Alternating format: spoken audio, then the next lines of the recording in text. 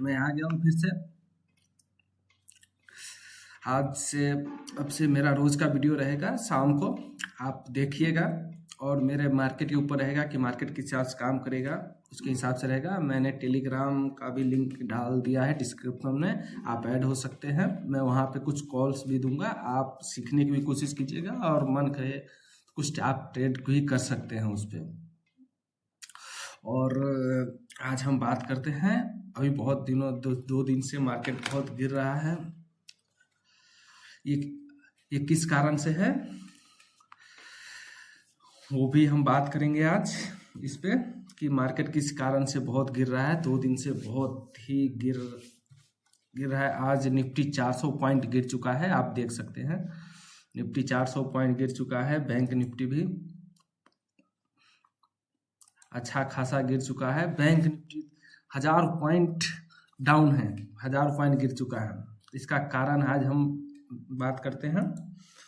इसका कारण है HDFC बैंक। HDFC बैंक जो आज 4% गिरे हुआ है।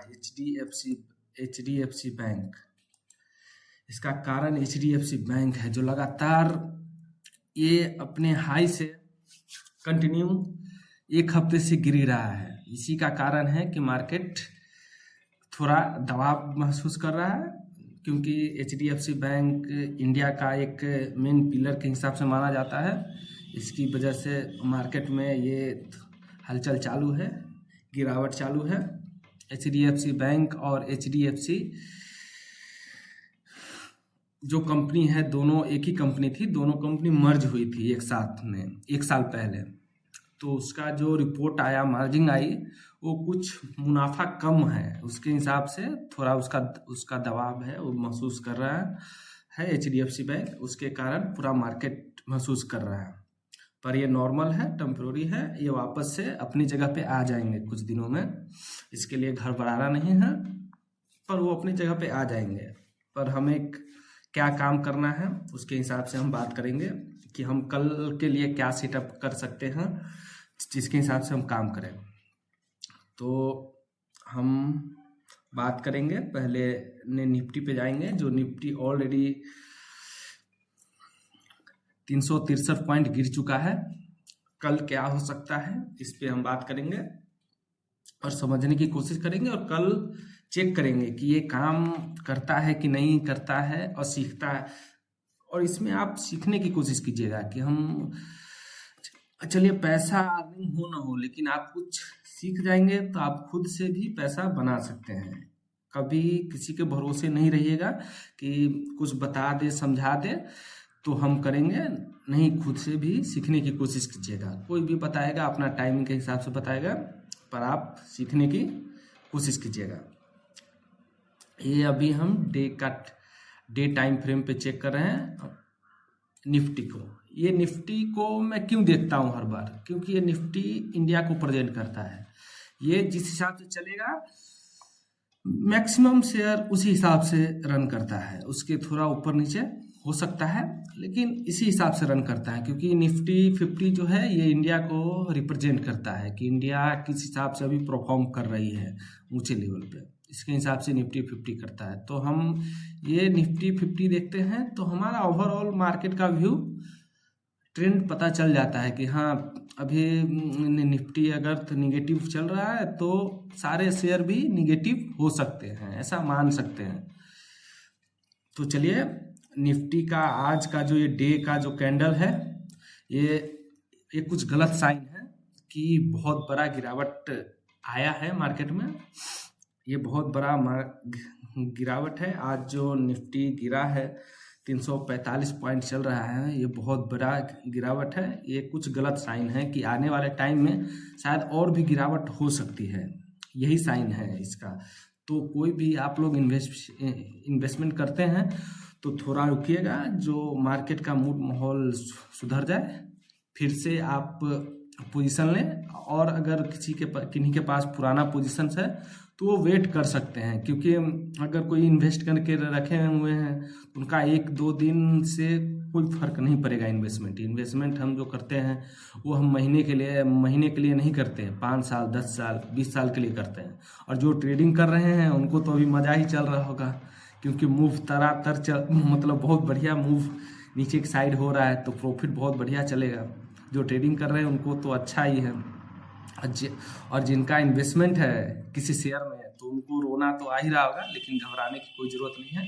ये टेम्प्रोरी है और अभी बजट भी आने वाला है, इसलिए मार्केट थोड़ा सेटलमेंट होना चाह रहा है कि अपने जगह पे, जहाँ से फिर बजट में कैसा बोलते हैं, कैसा प्लान होता है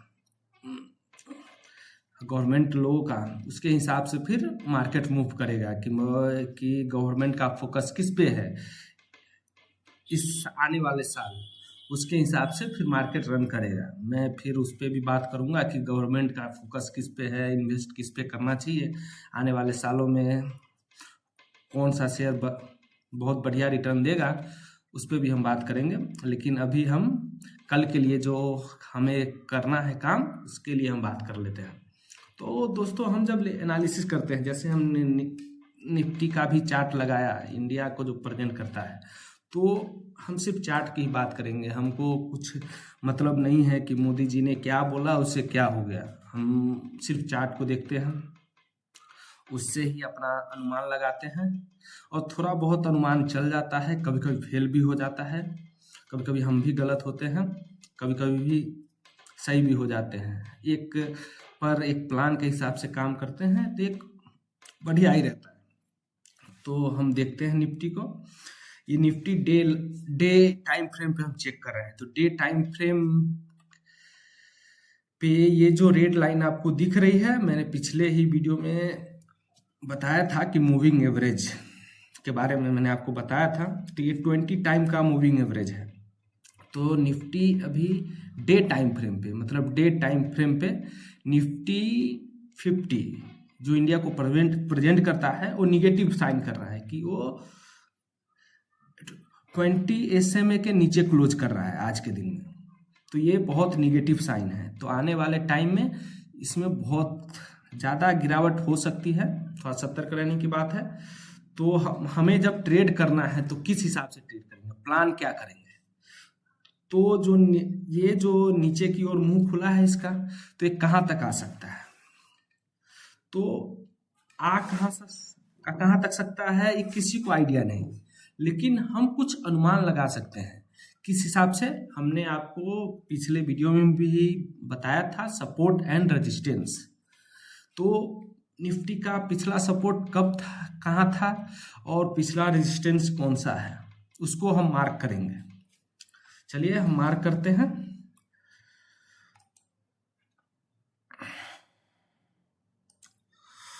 तो ये एक पिछला सपोर्ट था, प्राइस यहाँ से गिरा था, ये देखिए ये लाइन 20,990, यहाँ पे पिछली बार प्राइस ने रुका था, ये आप देख सकते हैं, यहीं से प्राइस ऊपर की ओर गया था। तो ये एक सपोर्ट है।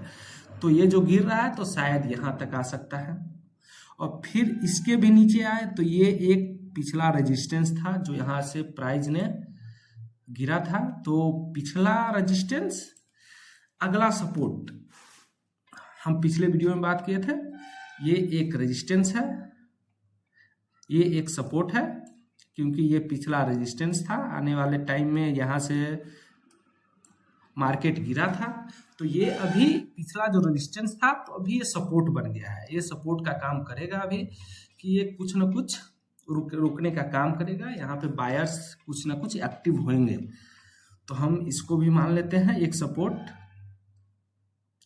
इसके बाद का जो सपोर्ट है वो ये है। तो यहाँ तक तो भी मार्केट आने वाली है नहीं, फिलहाल अपना यही 2 सपोर्ट से काम चल जाएगा।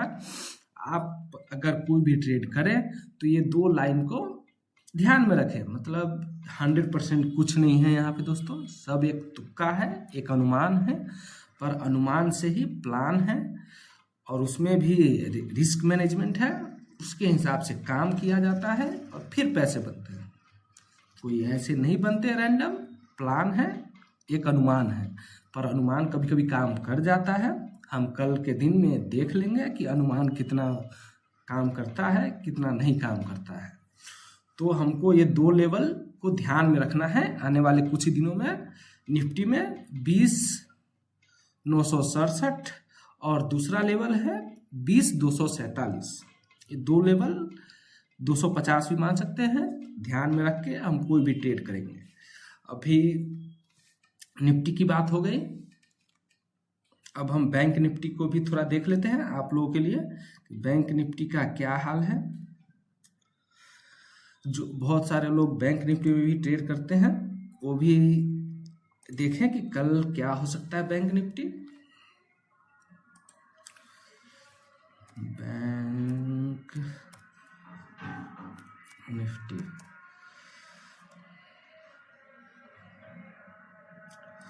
देखो दोस्तों,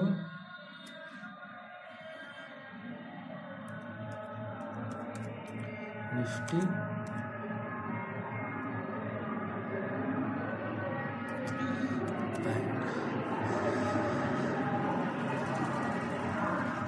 निफ्टी बैंक ये आज आ गया है। अब हम देखते हैं निफ्टी बैंक को, चार्ट लगा दिए हैं। तो हम कुछ भी एनालिसिस करते हैं तो हमको डे चार्ट से ही करना चाहिए दोस्तों। हमको वीक चार्ट को भी देखना चाहिए, पर हमको डे चार्ट को भी देखना चाहिए, क्योंकि ये एक दिन का कैंडल है। एक दिन का एक कैंडल होता है, ये आपको बता देता है कि आज अगर मार्केट नीचे है तो एक आइडिया लगाया जा सकता है कि कल भी नीचे हो सकता है। तो निफ्टी बैंक तो ऑलरेडी बहुत ही ज़्यादा हालत ख़राब है इसकी, HDFC बैंक के हिसाब से, क्योंकि HDFC बैंक और ये निफ्टी बैंक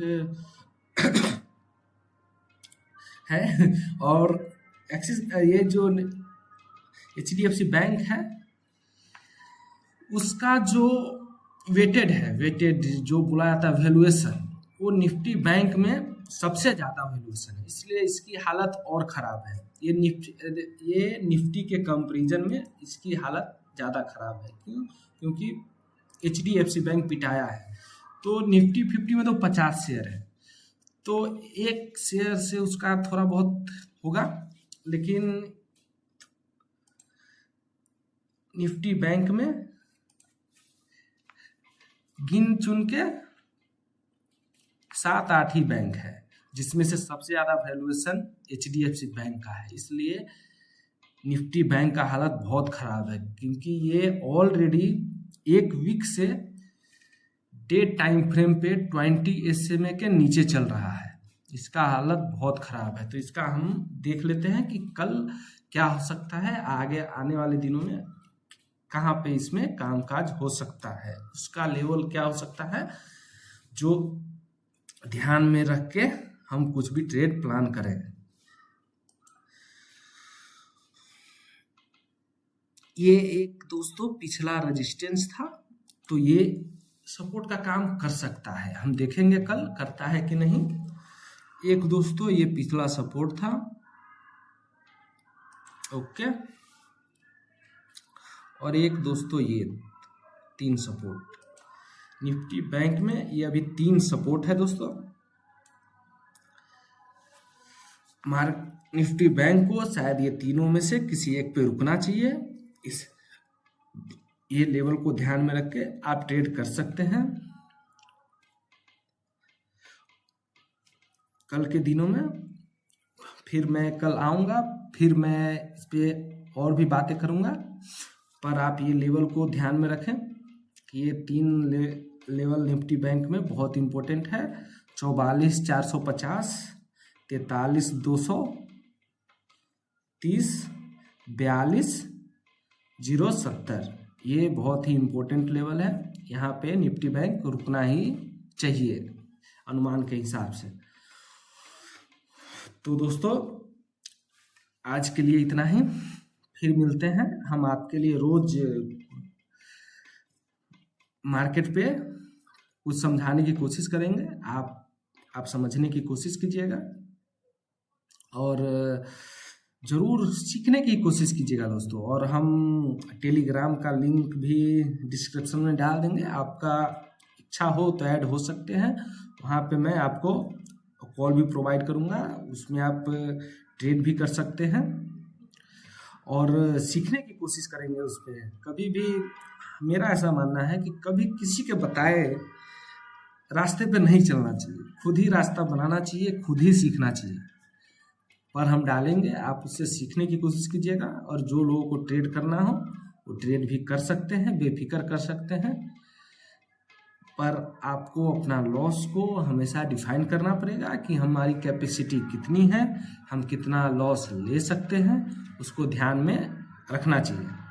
उसके हिसाब से काम किया जाता है दोस्तों। तो दोस्तों धन्यवाद। मैं आपसे कल मिलता हूँ फिर से मार्केट पे बात करने पे, और हम कैश का भी ट्रेड डालेंगे आप लोगों के लिए। जब तक के लिए धन्यवाद।